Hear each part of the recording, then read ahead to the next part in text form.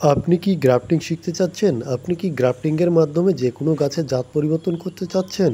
তাহলে এই ভিডিওটি আপনার জন্য। গ্রাফটিং বিষয়ক বিভিন্ন ধরনের তথ্য এই ভিডিওতে আমি তুলে ধরব, যেটা গ্রাফটিং বিষয়ে আপনাকে আরও দক্ষ করে তুলবে।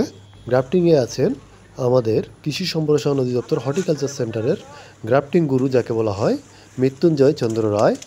তিনি আমাদেরকে এই টপ ওয়ার্কিং কীভাবে করতে হয় সেটা দেখাচ্ছেন। যেই গাছটিতে গ্রাফটিং করব সেই গাছটির বিভিন্ন তথ্য আপনাদের মাঝে শেয়ার করতেছি।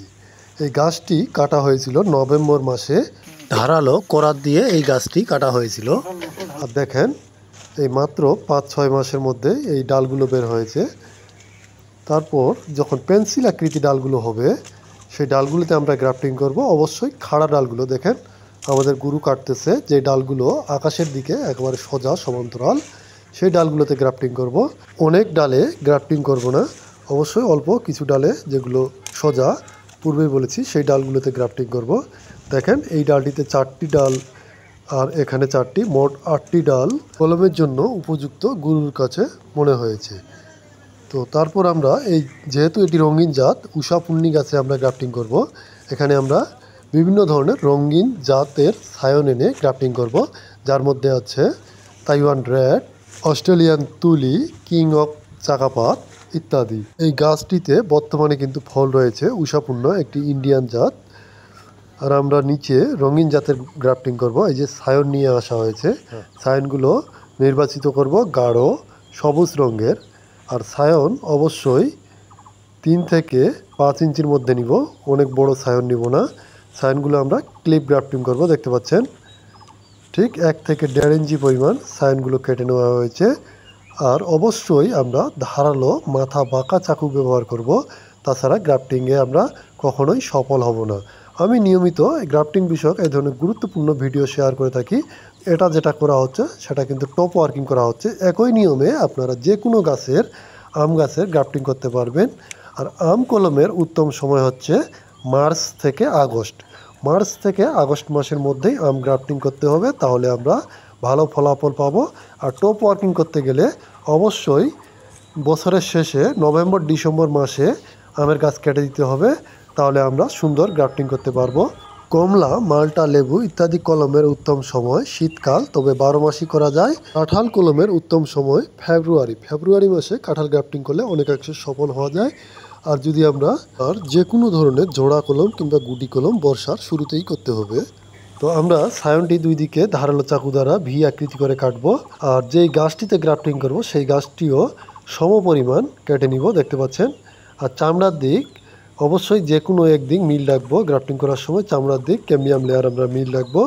আর যেই পলিথিনগুলো টানলে বাড়ে 0.1 পলিথিন, এগুলো হার্ডওয়্যারের দোকানে আপনি পেয়ে যাবেন। এগুলো আমরা কেটে এরকম ফিতা বানাইছি। আপনারা যে কোনো ধরনের পলিথিন যেগুলো টানলে বাড়ে এমন পলিথিন দ্বারা গ্রাফটিং করতে পারবেন, তবে সাদা রঙের পলিথিন হলে ভালো হয়। দেখতে পাচ্ছেন গুরু আমাদের 3টি কলম করে ফেললো। এগুলো পূর্বেই বলেছি বিভিন্ন জাতের। দেখেন আরেকটি সায়ন নিচ্ছে। আবার যেই গাছটিতে গ্রাফটিং করা হচ্ছে দেখতে পাচ্ছেন 1 থেকে 1.5 ইঞ্চি পরিমাণ সুন্দরভাবে জোড়া দেওয়া হচ্ছে।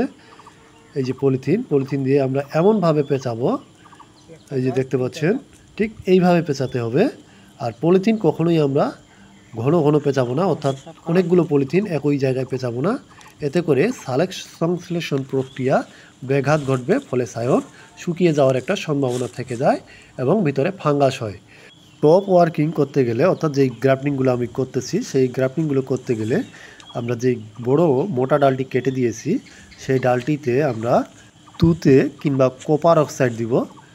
এই কালা অংশগুলো দেখতে পাচ্ছেন সেই কালা অংশগুলোতে যখন আমরা গ্রাফটিংয়ের জন্য সায়ন সংগ্রহ করব, সেই সায়নটি গাছ থেকে কিংবা মাতৃগাছ থেকে কাটার পরে 10 থেকে 15 মিনিটের মধ্যে সেই পাতাগুলো আমরা কেটে দিব, তা না হলে সায়ন শুকিয়ে যাবে।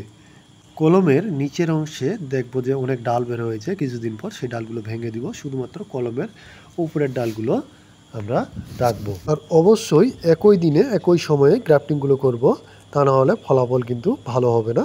গ্রাফটিংয়ে পোকার আক্রমণ যেন না হয় সেদিকে খেয়াল রাখবো, কারণ গ্রাফটিং যখন ফুটে তখন কচি পাতায় পোকার আক্রমণ ঘটে।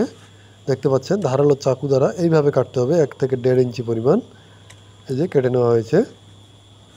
যে ডালটিতে গ্রাফটিং করব সেই ডালটি 5 ভাগের 1 ভাগ শুধু বাকলের দিক, কারণ বাকলের দিক ক্যাম্বিয়াম লেয়ার থাকে, সেই বাকলের দিকে আমরা হালকা করে চির করে নিব। দেখতে পাচ্ছেন ঠিক এইভাবে চির করে নিব।